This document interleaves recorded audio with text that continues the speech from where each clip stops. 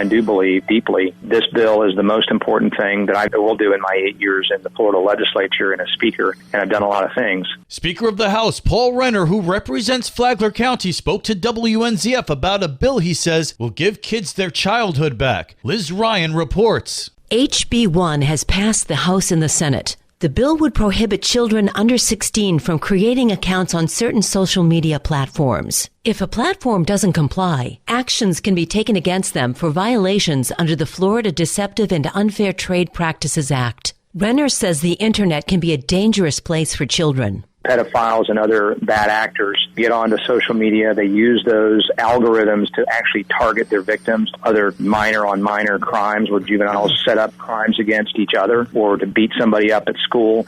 He says that since the popularity of social media has soared, kids' mental health has plummeted. 57% of high school girls have persistent hopelessness or loneliness. 41% in the last 30 days had mental health challenges. And almost a third, 30%, have contemplated suicide in the last year. He says that children should be protected from social media in the same way they are other addictive substances.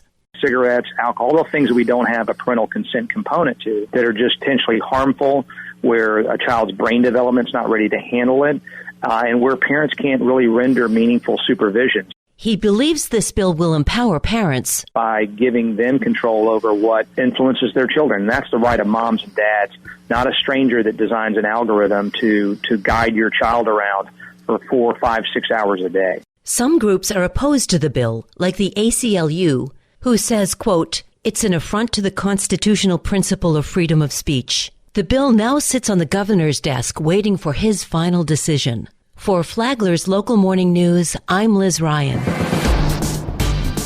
Good morning, Flagler County. I'm Rich Carroll. You're listening to Flagler's Morning News on Monday, February 26. Yesterday in Bunnell, a 3-vehicle crash on State Road 100 near Dean Road resulted in 1 dead and 4 injured. The collision, which prompted a road closure, involved a pickup truck, a sedan, and an SUV. According to reports, the sedan crossed the center line, initiating a chain reaction of collisions. A 24-year-old woman from Bunnell tragically lost her life in the crash.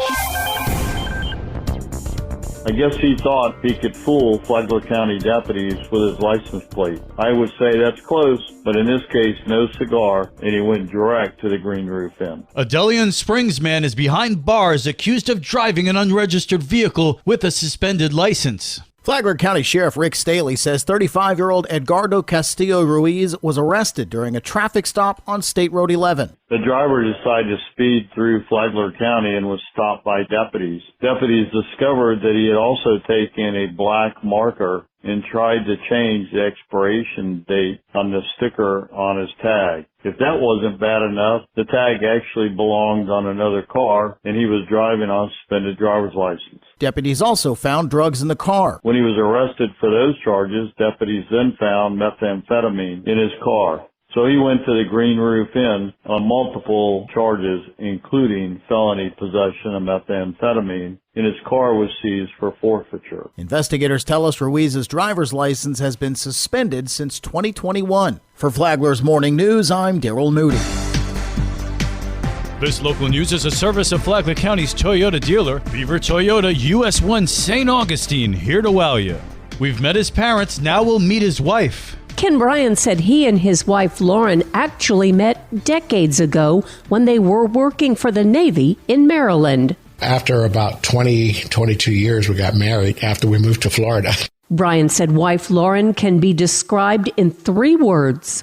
Lauren she's very caring, very loving, a very beautiful person. He said that his wife is very quiet, very smart, but very attentive to people. Business Minds Coffee Chat with host Jay Shear is on WNZF Saturday mornings at 8:30 and on the Flagler radio app.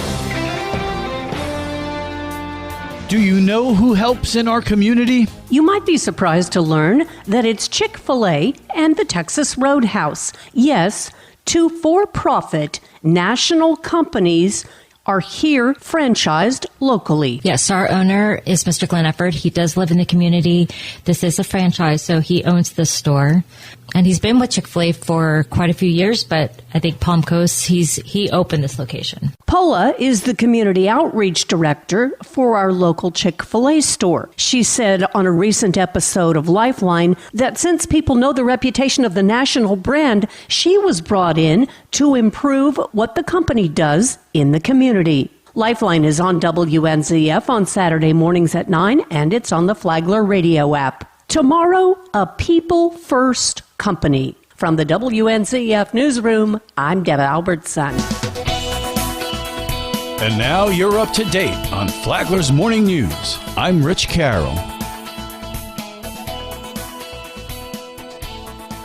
And now, Mike Lee Show with your WNZF local sports update. It was a momentous week in Flagler County, including a couple of firsts. We start Tuesday with a crosstown showdown in girls lacrosse at the Ship. Matanzas closed out strong to pick up an 8-6 win, their first in 4 years. Coach Brandy Allred. I'm just so proud of the hard work that they've put in so far this year. So we're building back a program, and we are continuing to get better and better every day. Mia Affelbach scored 4 goals, including the game winner. I was really excited for my team. It's been so many years since we've even won a game, and I'm so happy for my team. I'm so proud of everybody contributing to everything. Ending the Pirates' losing skid against FPC. It means a lot. I'm happy it was against FPC if it was against anyone. On the boys' side, Matanzas outlasted FPC 8-5 Thursday. Softball season kicked off in a big way last week. Ashley Samsell was 3 for 3 and struck out 5 in a 17-1 Matanzas win in their opener against Mainland. The Pirates host New Smyrna Beach tomorrow. FPC traveled to the alma mater to take on the Yellow Jackets Thursday night. Mackenzie West was 4 for 4 in the 13-3 win. Skylar Ludovici picked up the win. Coach Brooklyn Jimison on win number 1. Feels good. I'm excited to see what next week brings. We got 3 tough games next week. FSCJ commit Lexi Laura on the impact Jimison is making. Coach Jay's more structured and better at practice, and we get more done, and I think that it's going to be a good year with her. The Bulldogs are at University Christian tonight. Baseball kicked off last week, too. Matanzas won 2-1 with a 7-3 win against Palaca Friday. FPC won 10-2 at New Smyrna on Monday. Tomorrow, Rich Carroll and I kick off the WNZF Sports Baseball broadcast season with the Spruce Creek Hawks at FPC at 7 p.m. Thursday, we flip the Palm Coast Port Orange script when Matanzas host Atlantic at 7. Tune in Tuesday and Thursday to watch your favorite team or hate watch their rivals live on the WNZF Facebook page and the Flagler Radio YouTube channel. Wrestling, Jordan Mills improved to 49-0, capturing a regional championship. He'll represent Matanzas at state this weekend. Joining him from FPC, regional champs Ethan LaPepa and Torian Stallings. Also qualifying Kelton Howard, Robert Twilley, and Carson Barrett. WNZF is your home for local sports, with updates Mondays and Fridays. From the Sports Desk, I'm Mike Licio.